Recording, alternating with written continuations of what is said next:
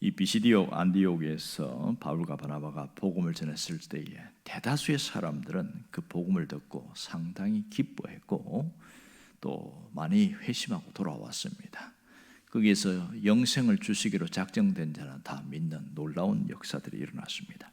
하지만 그곳에도 유대인의 개교가 있었죠. 지도자들의 계략과 음모와 선동 때문에 굉장한 고통을 받았습니다.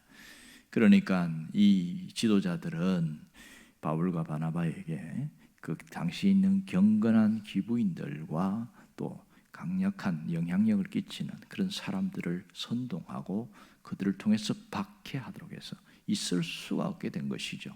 결국은 그들이 그곳에서 떠나게 되어집니다. 그런데 오늘 51절에 보면 굉장히 특이한 부분이 나오는데 비시디 안디옥을 떠나면서 발에 티끌을 떨어버리고 이고니온으로 갔다 이렇게 이야기하고 있습니다.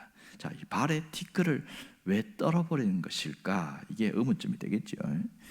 자, 발에 티끌을 떨어버리는 것은 유대인의 풍습입니다. 우리나라하고 조금 차이가 있는데 이것은 더 이상 너희들과 내가 상관없다 이런 관계가 없다는 뜻이고 상대방의 잘못이 나와 무관하다는 그런 풍습이 발에 티끌을 떨어버리는 그런 일들이 있었습니다. 그러니까 비시디 안디옥에서 복음을 전했을 때에 거기서 믿는 자들이 많아졌지만 또 주도 면밀하게 박해하는 자들이 있어서 고통을 받았습니다.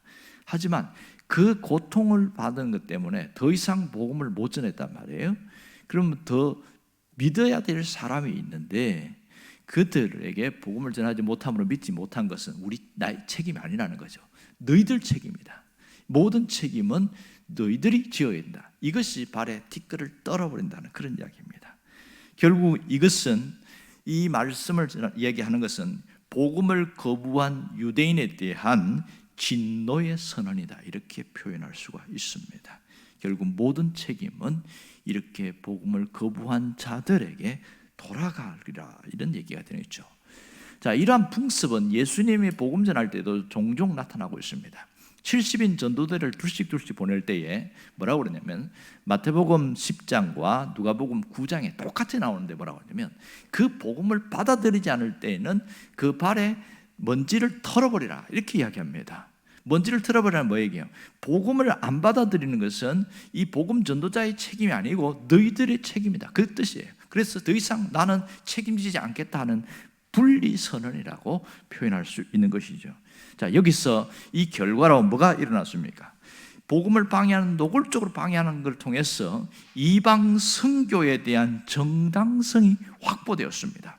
그러니까 이 본문에 나온 것처럼 이사야 49장 6절을 가지고 인용해서 이야기하잖아요. 뭐라고 그래요? 내가 이방의 빛으로 너를 땅끝까지 구원하게 하리라. 그 말씀을 통해서 이방 선교의 모든 것이 확보되었던 것이죠. 그리고 또 하나는 이들은 복음을 거부하고 주도면 이렇게 박해하는 자들은 하나님의 선택을 받은 자들이 아니다. 여기에서 구원론이 나오는 것이죠. 복음을 거부한 그들은 선택받은 데서 제외된 자들이다 이런 뜻이 되겠습니다.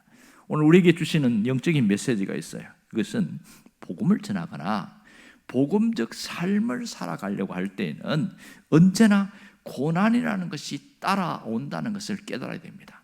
세상과 유착되거나 그들과 하나가 돼서 갈 때는 전혀 그렇게 문제가 없어요. 그러나 신앙인으로 살아가려고 하고 복음적 삶을 살아가려고 할 때는 꼭 비난하는 사람들이 있습니다. 이것은 불신자만 있는 것이 아니고 그 속에는 신자들도 있습니다. 뭐라고 그런지 아세요? 별나게 믿네 이럽니다. 별나게 믿네. 그럴 때에 그걸 받아들이기 시작하면 흔들리기 시작하는 거죠. 하지만 이러한 고난이 어떠한 고난도 우리의 신앙을 무너뜨리지는 못한다는 겁니다. 우리 안에 있는 그 믿음은 빼앗아갈 수가 없는 것이지요. 자, 그러므로 우리는 어떤 고난을 당하든지 이 고난에 대한 새로운 눈이 뜨여야 됩니다. 새로운 시각이 열려야 돼요.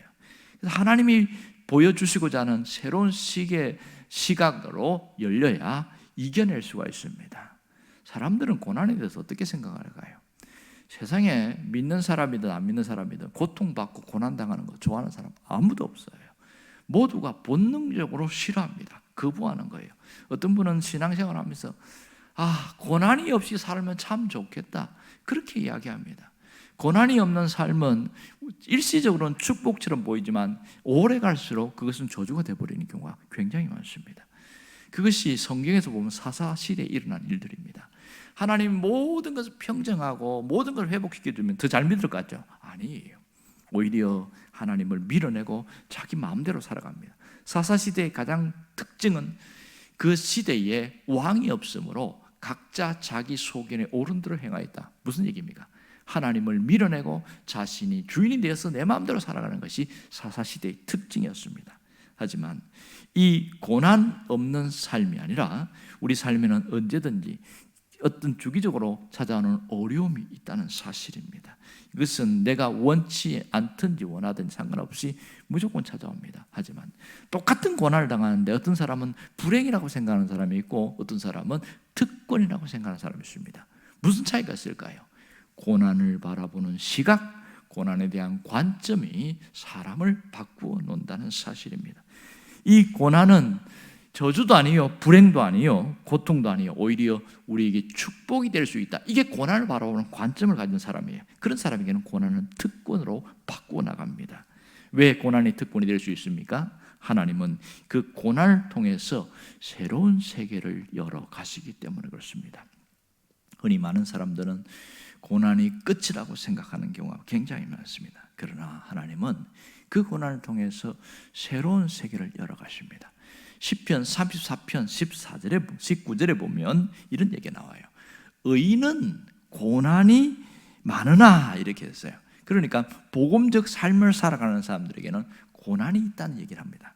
그렇지만 여호와께서 그의 모든 고난에서 건지시도다. 이 말은 고난의 끝이 아니라는 의미입니다. 우리에게 고난이 끝으로 끝난다면 불행이요, 그것은 비극입니다. 그러나 그 고난당한 사람의 끝에 하나님이 건지신다, 이런 얘기를 합니다. 단순히 하나님이 고난을 피하게 하는 게 아니고 고난 가운데서 건지는 겁니다. 가장 대표적인 사건이 뭐예요? 바로 다니엘입니다. 다니엘이 음모를 당하고 억울하게 감옥에 사자굴에 들어가게 되잖아요. 자, 가만히 보면 하나님이 사자굴에 들어가기 전에 하나님이 건지시지 않아요. 그들에게 억울함을 당하고 죽을 지경까지 가도록 내버려 두는데 그거에서 하나님이 건지시잖아요. 사자를 3일간 굶겼는데도 이 사자가 아무런 힘을 쓰지 못합니다. 그냥 눈만 끔뻑끔뻑하고 지켜보고 있는 거예요. 배는 고픈데 먹고 싶은데 입이 안 열리는 거예요. 손이 안 움직이는 거예요. 발이 안 움직이는 거예요. 그러니 이게 뭐예요? 하나님이 역사하신 거잖아요. 그 속에서 하룻밤 자고 났는데 그 다음에 다니엘이 건져지고 그 모든 음모가 발각되어서 그렇게 해서 대적들을 사자굴에 던졌을 때는 사람이 떨어지기 전에 사자가 뛰어올라서 그 사람들을 잡아먹었더라, 뭐 이런 동화 같은 그런 사실이 있습니다. 고난 가운데서 하나님은 건지십니다. 그러니까 그걸 바라보는 사람은요, 두려워하지 않고 좌절하지 않는다는 사실이죠. 여러분, 고난이 우리에게 축복으로 이어진다면 그 고난은 특권이 될 수 있다는 사실입니다. 그러므로 하나님이 고난 가운데 빚어가시고 만들어가시고 새롭게 하신다는 사실입니다. 여러분, 때로는 우리가 실수나 잘못해서 그렇게 어려움을 당할 수도 있어요. 의인을 의롭게 살리지 않고 복음적 삶이 아니라 내 실수 때문에 고난을 당할 수도 있어요. 하지만 하나님은 그 고난을 당하지 않게 하는 것이 아니라 그 속에서 하나님이 역사하신다는 사실입니다. 하나님이 그 속에서 하나님의 작품으로 만들어 나가요. 근데 모두에게 그렇게 하느냐? 그건 아니에요. 누구에게 그렇게 작품으로 만들어 나갈까요? 그것은 고난에 대한 올바른 시각을 가지고 하나님 앞에 서 있는 자입니다.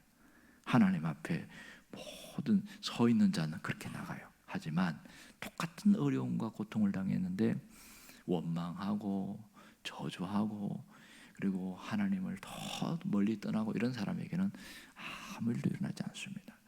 하나님께서 그 어려움 가운데 우리에게 찾아오셔서 회복시킨다는 것을 어떻게 알 수 있습니까?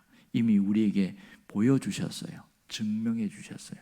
그것이 십자가 사건입니다. 십자가 사건은 인간적인 측면에서 보면 세상에 이러한 불행도 없어요. 진짜 억울하잖아요.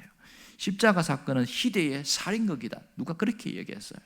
완전히 죄 없는 것을 죄를 뒤집어 씌우고 누명을 씌워서 거짓 정인을 세워가지고 억지로 해서 죽여버린 거거든요. 이게 인간적인 측면에서는. 그러나 하나님은 그곳에 있어서 최악의 상황에서 뒤집어 버리십니다. 최상의 상황으로 만들어 나가시는 거예요. 승리하셨어요. 그게 뭐예요? 부활이잖아요. 우리는 주님의 십자가를 보면서 동시에 부활을 볼 수 있어야 됩니다. 그것을 보는 사람은 고난 가운데서 주님이 역사하신 것을 보는 관점이 생깁니다. 반전의 역사가 일어난다. 내 삶에도 반전의 역사가 일어난다. 그걸 보게 되어지는 거죠.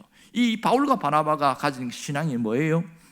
그들에게 주도적으로 박해를 당하고 신체적인 테러와 고통을 당했지만은 그 가운데서도 거기서 왜 내가 복음을 전하는데 이런 일이 생깁니까? 하나님 이럴 수가 있습니까? 절대로 그렇지 않았어요. 그것이 고난, 복음을 전하는 삶 속에서 나타나는 것을 받아들이고 하나님이 새로운 역사를 있게 할 것이다. 그래서 어떻게 했습니까? 그들은 이고니온으로 가느냐. 여기서 하나님이 왜 이런 고통을 주십니까? 하면 다시 예루살렘이나 안디옥으로 돌아갔겠죠. 그렇지만은 다른 지역으로 갔어요. 하나님의 새로운 계획이 있을 것이다. 그러면서 이고니온 가고 또 복음 전하거든요. 거기서 똑같은 어려움 당하면 또 다른 데를 가. 왜 이렇게 반복합니까? 하나님의 뜻을 이루어나가는 과정이기 때문에. 그래서 그들은 하나님의 역사를 봅니다. 그런데 놀라운 것은 밖에도 있었지만 가는 곳마다 복음을 받아들이고 그들이 달라지고 영적으로 새로워지는 이런 일들이 굉장히 일어납니다. 밖에도 있었지만 하나님의 역사도 강력하게 나타났다는 사실입니다. 여러분, 우리에게는 인생의 결론을 내가 스스로 지어는 안 됩니다. 고통당하고 어려움 당한다고 끝이라고 생각하면 안 돼요. 하나님이 끝이라고 하기 전에는 절대로 끝이 날 수가 없습니다. 하나님이 결론 짓기 전에는 결코 내가 스스로 결론을 내면 안 된다는 사실이죠. 그런 가운데 보면 하나님이 끝이라고 하는 것을 보면 지금은 과정이야. 지금은 삶 속에서 하나님의 허락하심 속에서 나타나는 거니까 잘 견디고 인내하면 됩니다. 여기서 가장 강력한 힘이 뭐예요? 믿음입니다. 하나님이 내게 주신 믿음, 말씀을 통해서 내게 갖고 있는 그 믿음이 나를 능히 이기게 한다는 사실이죠. 그러므로 하나님이 나에게 펼쳐주시려는 그 세계를 안다면 어떻게 살아갈까요? 임하는 자세가 달라져요. 그래서 내가 하나님이 내게 기도하라고 하시는구나 이러면 무조건 기도에 목숨을 거는 거예요. 왜? 지금은 그 기도할 때니까. 또 어떨 때는 하나님이 열심히 일을 하게 할 때가 있어요. 그때는 하나님이 일하게 하시는 때예요. 그래서 하나님이 각자 사람마다 그 때가 있어요. 그 시기에 하나님이 의도하신 데에 잘 순응하면 좋습니다. 순종하는 것이 대단히 중요하죠. 그럴 때에 어떤 일이 일어나요? 우리의 삶에 반전의 역사가 일어나는데 이것이 회복입니다. 그러므로 회복신앙을 갖는 것이 얼마나 중요한지 몰라요. 회복신앙은 모든 것을 보는 관점이 달라져요. 어려움도 좋은 일도 그 속에 하나님의 뜻을 먼저 찾아가려고 한다는 것이죠. 여러분, 회복신앙은 지금 힘들고 어려운 상황을 이기게 하는 동력이 되어진다는 사실입니다. 삶의 전 영역에서, 모든 영역에서 하나님이 역사하신다는 것이 분명하게 만드는 게 회복신앙이에요. 인생이 바닥까지 내려간다 할지라도 결국은 거기서 누구를 만나야 됩니까? 하나님을 만나야 됩니다. 고난과 고통 가운데에서 하나님을 만나는 게 중요합니다. 어떤 분은 그런 얘기를 해요. 보이지 않는 하나님을 어떻게 만납니까? 하나님은 내 마음과 내 영혼으로 접촉해서 만나는 거예요. 하나님이 살아계시는구나. 하나님이 역사하시는구나. 모든 일들이 달라지는 모습을 통해서 하나님의 존재를 인식하게 되어지는 것이죠. 여러분, 바람이 불면 존재는 안 보이지만 바람이 불 때에 일어나는 현상을 통해서 바람이 있다는 것을 아는 것처럼 하나님의 형체는 우리가 볼 수 없지만 하나님이 일으키시는 현상은 알 수 있습니다. 이것이 우리 삶의 반전의 역사로 일어난다는 사실입니다. 여러분, 삶을 일으키시는 하나님을 경험해야 됩니다. 하나님을 경험하는 가장 빠른 방법이 뭔지 아세요? 내가 붙잡고 있는 것을 내려놓는 겁니다. 내가 의지하던 것을 내려놓는 거예요. 그 인생의 끝지점에서, 고통의 그 힘든 상황에서 내려놓을 때, 그때부터 하나님은 역사를 시작하십니다. 내려놓으신 분은 다시 붙들지 않기를 바라요. 끝까지 내려놓고 오직 주만 바라보나이다, 이렇게 할 때 하나님은 기가 막히게 열어가십니다. 우리 삶에는 놀라운 반전의 역사가 있어요. 회복의 역사가 있어요. 그것을 믿고 나가는 것을 회복신앙이다, 이렇게 이야기합니다. 여러분들이 그 은혜 가운데 아무리 어렵고 힘들어도 절망하거나 포기하지 않고 은혜를 붙들고 승리할 수 있기를 주의 이름으로 축원합니다. 기도하겠습니다.